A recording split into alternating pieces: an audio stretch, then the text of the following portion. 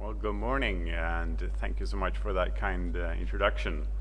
Came in late from Sweden yesterday. I saw a couple of you, I think, on the last flight, 10 o'clock from Cairo. But very nice to be here. I'm going to talk about alternative firing strategies, some new ways to fuel our industrial processes. I think it connects quite well with the previous speaker.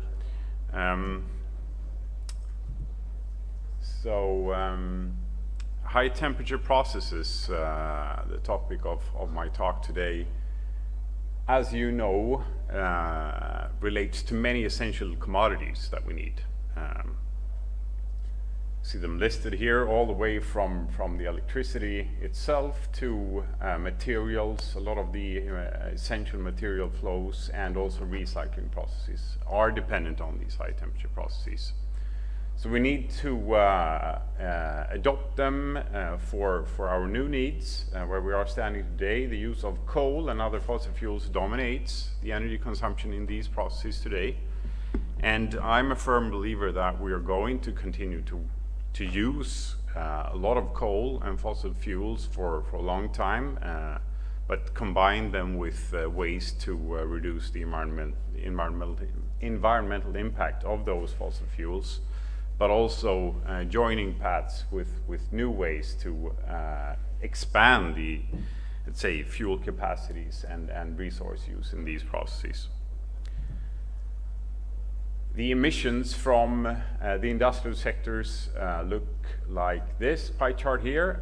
We have metals, chemicals, waste, and cement, the four big cornerstones when it comes to CO2 emissions from industrial sectors.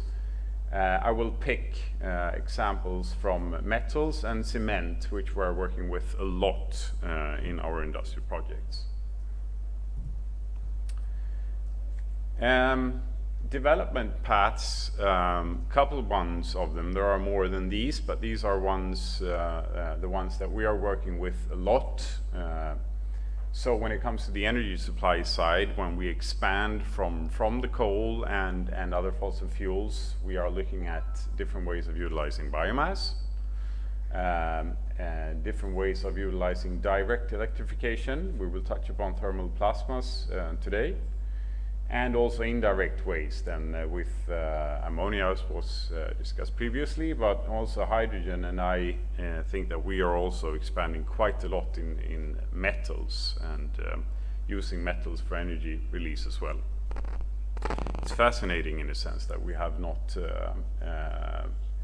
made more advances in the use of metals for energy conversion purposes.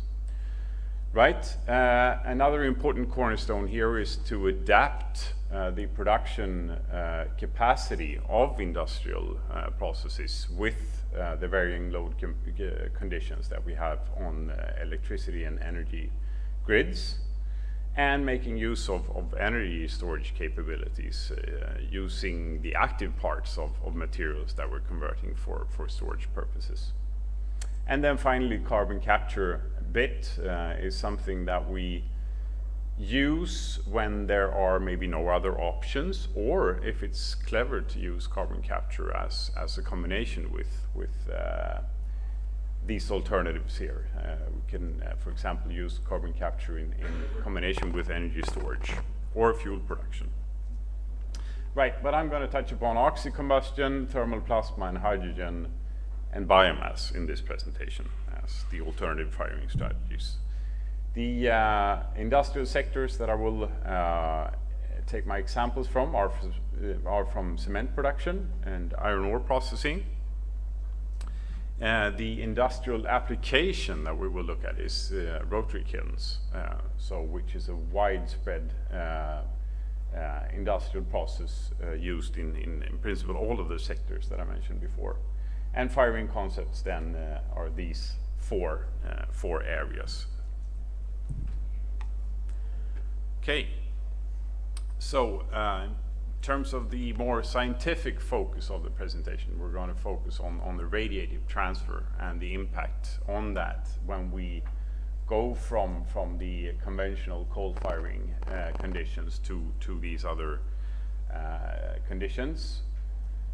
Yeah, and concerning both modeling and experimental work, the practical focus, a lot of it, which I think is really essential where we are standing at the moment and the coming years, is the scaling sequence. So from the technical scale, pilot scale, all the way up to the industrial scale, and get these things implemented. We have not endless amounts of time, so we need to work practically in an intelligent way, combined of course with modeling efforts. Okay, so that's the outline. Beginning with cement production as the first, just the background of that process, how that works. It's divided into a, let's see if I get this going. Well, at the bottom you see the kiln of the process. Here we go. Oh. The kiln on the process at the bottom there, where we use fuel to obtain temperatures of the bed material up to 1400 or 1450 degrees Celsius. And that's where we do the clinkering in the process, so that's the high temperature part of the cement process. The tower with the cyclones, that's the calcination part of the process.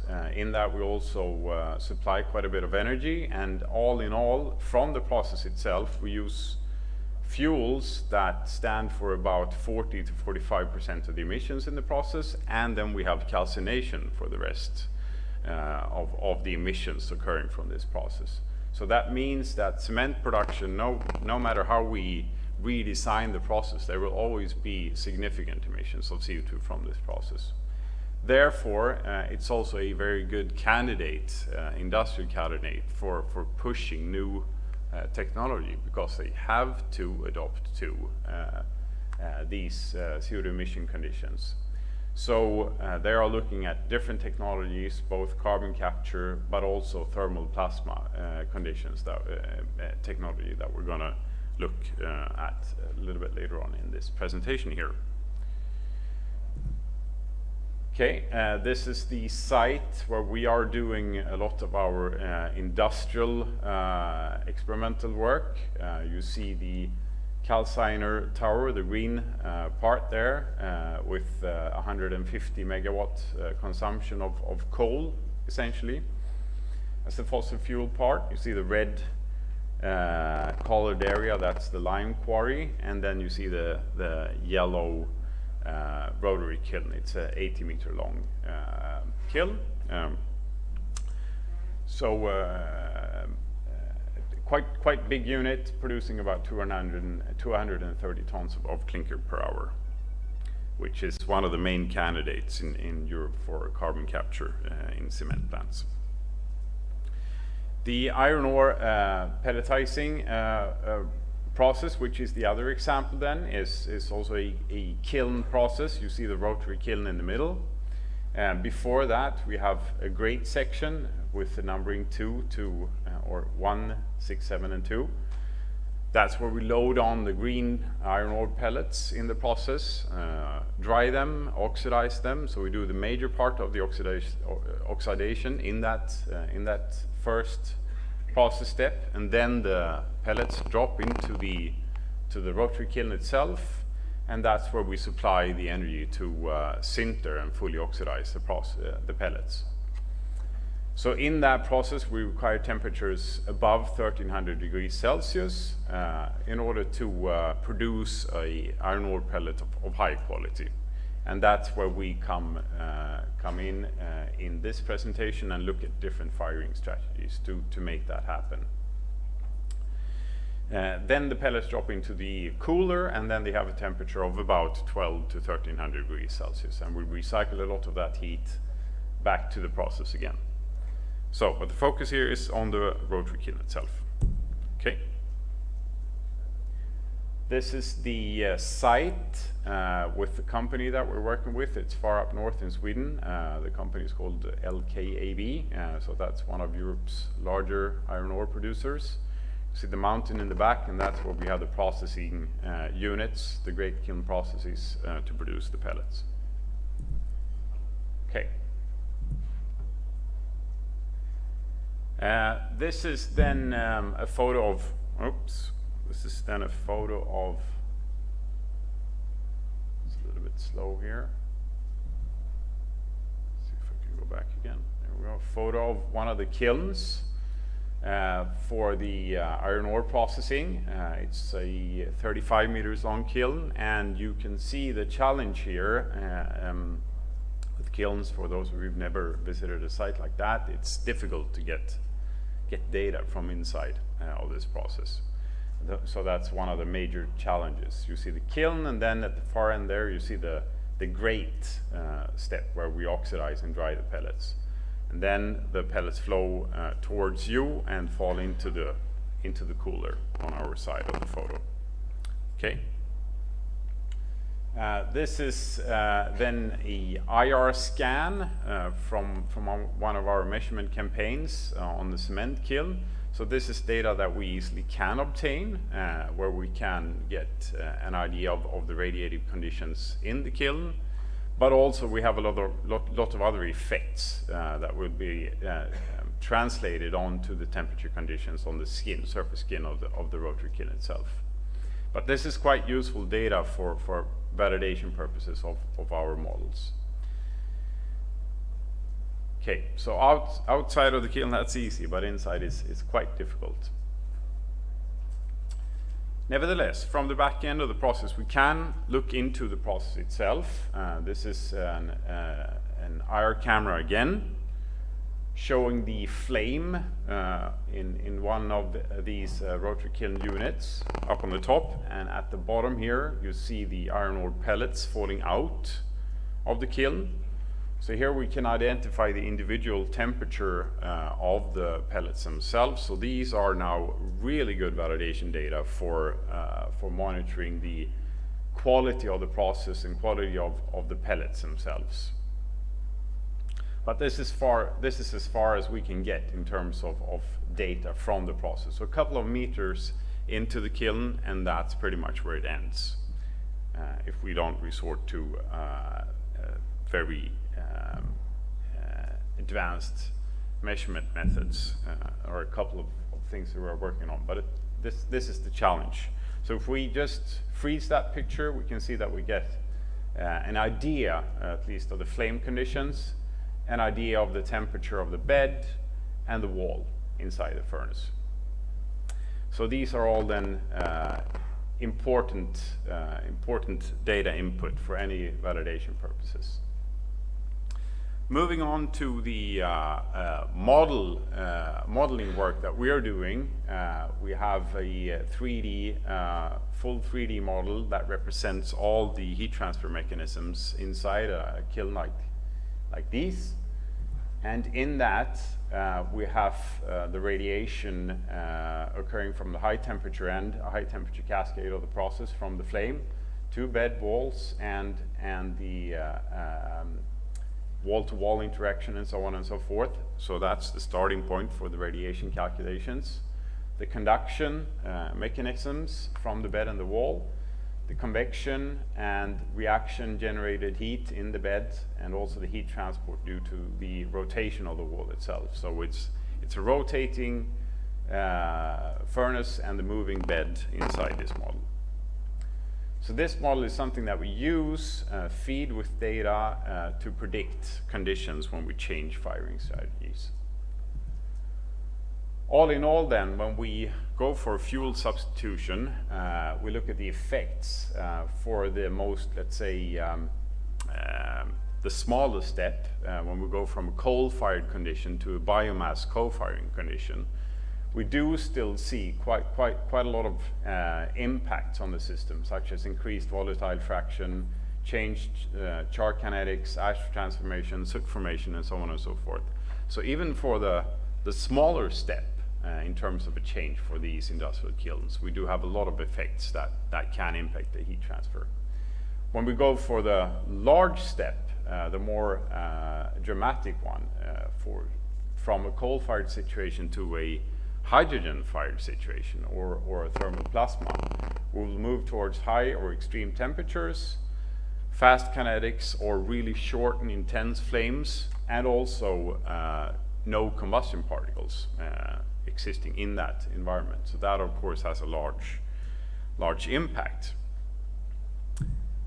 Right. So let's look into flame radiation data to see what the impacts may be when we introduce those changes. I will take a couple of examples from our pilot scale reactor at Chalmers. It's a 100 kilowatt unit capable of firing air and oxy-fired conditions. And we will look at some total radiation intensity data for propane and coal flames. So the intensity measurement is basically, in this case here, a measurement device that collects radiation beam. So if I would point the laser pointer in that direction, the measurement instrument would collect that laser beam at a very small angle. So all the radiation from particles and gases will be collected in this instrument for the line of sight.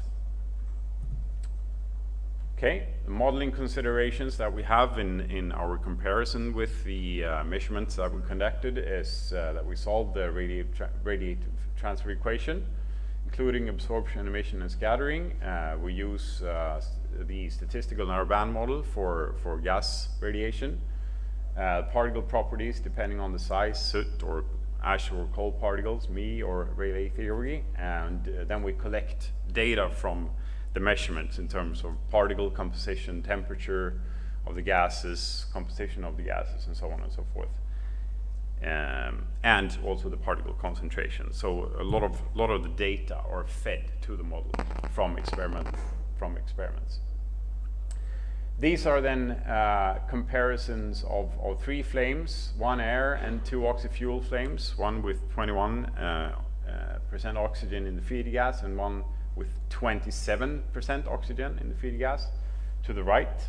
And you see the red dots, and that is then the collected total radiation intensity data with that measurement device that I showed you. The black line you can focus on, the solid black line, that is one of the statistical narrowband models, the most accurate ones, predicting the gaseous radiation. So the difference between that black line and the red crosses is the radiation, the difference between the gaseous radiation and the total radiation. So that shows the impact of particle radiation. If you show photos of these flames, you show first the air flame to the bottom with a moderately sooty flame, and you see that there is a difference between the red crosses and the black line, and that is due to the soot present in that flame. If you look at the center oxy-fuel flame, you see the red crosses and the black line, and there is not much of a difference there, and the reason is that we've more or less taken away the soot in that flame. And then when you go for the increased soot volume fraction case, we produce a lot more soot in the oxy-fuel 27 case. You see that the margin between the total intensity, the red crosses and the black line, increases a lot. And so that's the impact of the soot and the small particles. So it has a huge impact on the radiation coming off of this flame. That's the main message here. The other message is if you put all of these data and run a CFD model and compute the radiative source term, you see the impact from the solid line with only a gaseous radiation for the oxy-fuel 27 case, and then the dashed lines, which includes the soot. So you see the huge impact that it has on the source term. And if you then move on to the computed temperatures with the same CFD model, from the solid lines where there is no soot radiation to the dashed lines, you see that there is a 2 to 250 degrees Celsius difference in temperature. So this soot has a tremendous impact on the temperature distribution of the flame. Okay, moving on. Particle radiation from coal flames with a similar instrument setup with a total radiation, total intensity radiation measurement again. You see from the end position, that's when the instrument is located all the way to a cold back end, a quartz window, and then it's pulled through the flame, traversed through the flame, and you see the increase in intensity all the way up to a radial distance of 400 millimeters approximately. That's where we have about the reaction front and the maximum temperature in the system. So it's the full signal over the entire line of sight when we are at the back end at the 0 millimeter position, denoted as the start position. So here you also see the difference in the total intensity, the modeled total intensity, which is the solid line, and the particle dashed line, and then the gaseous radiation short dashed line. So you see the tremendous impact of the particles on the total intensity here as well, completely dominating. Here, again, the radiative source term, when you compare the gaseous radiation and the particle radiation, and there is no doubt whatsoever that this will entirely dominate the radiative distribution from the flame in the system. So the impact of particles in these kiln systems, when we have these conditions and the differences between what the contribution will be from gases and particles, is very substantial on the temperature distribution in the flame, in the system, and of course what the bed material will experience in itself. Ultimately, that means a lot for the production capacity in these units and the product quality, either that cement, clinker, or iron ore pellets. Okay, scaling. How can we obtain these types of data from kilns? We said that it's very difficult to get in there, into the process. We need to find out other ways to find these detailed information that we need to construct models, to see whether we can allow these new fuels and fueling strategies to participate or be used in these applications. So pilot scale experiments are really essential in that story. This is one of the units that we have access to. It's 13 meters long kiln. It's static, so it's not rotating. It's only focusing on the combustion part of the process. You see the fuel input range up there. It's tilting but not rotating, so it's only this long tube really, but it's equipped with a lot of measurement ports, and it has the same type of air distribution registers, which are quite unique for the iron ore process. We have an air to fuel ratio of about 6 in this system, so there is a tremendous amount of hot air coming into the process compared to the amount of fuel. So it's designed the same way as a burner hood in the iron ore process itself. From that we can collect a lot of data: temperature, gas composition, particles, and these radiative conditions. This spring we have co-firing experiments coming up, combining hydrogen and biomass co-firing. This is a close-up, and you see the burner end of the process and the first couple of measurement ports on the side there, and the probe being inserted into the reactor, the first port. So these are examples of measurements taken from that unit. You have reference conditions for coal and Australian import coal. One of the biomasses, pre-treated steam exploded biomass, and the white biomass.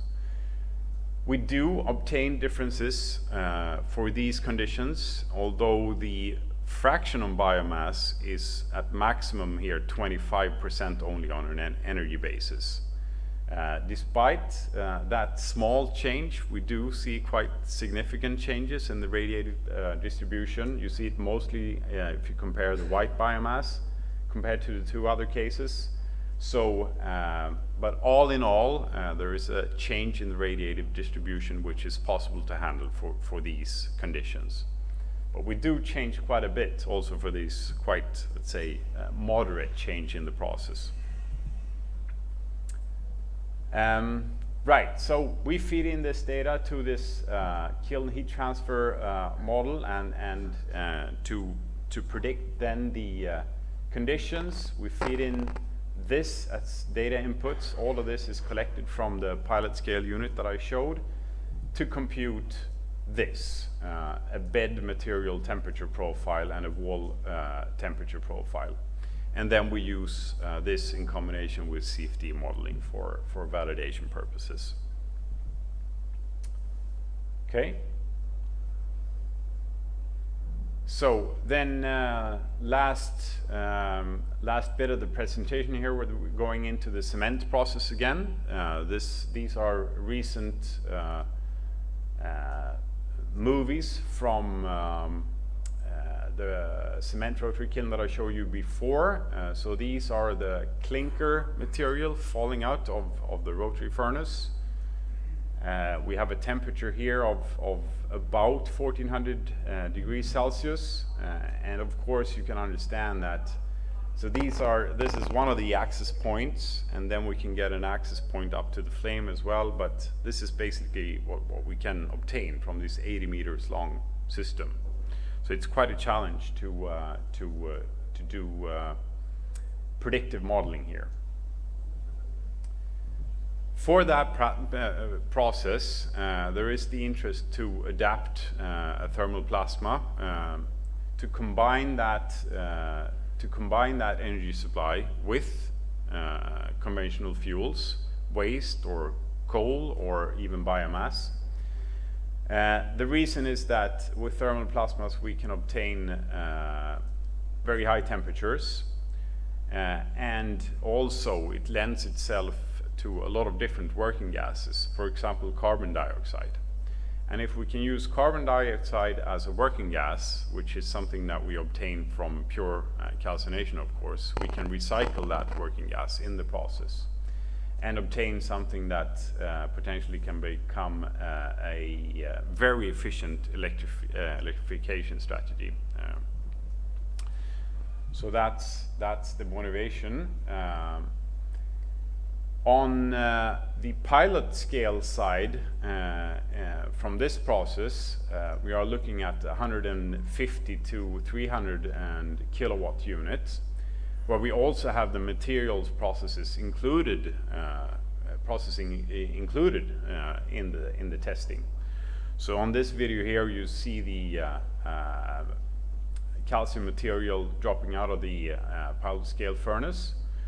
So we're combining this pilot unit with this CO2-based plasma, building that into the burner hood on the side of the process. You can see on this photo here. So these are recent experiments that we've conducted with these units, but firing then using propane. So these are for reference measurements, taking all of the radiation, gas composition, temperature measurements that we need to establish the heat and mass transfer condition of this pilot scale unit. And then later on this year, we're going to install this plasma equipment at the end of the process to conduct experiments.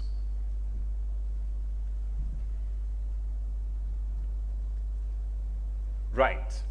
Then the other part of the story here is that we also want to combine different types of energy carriers in suspension.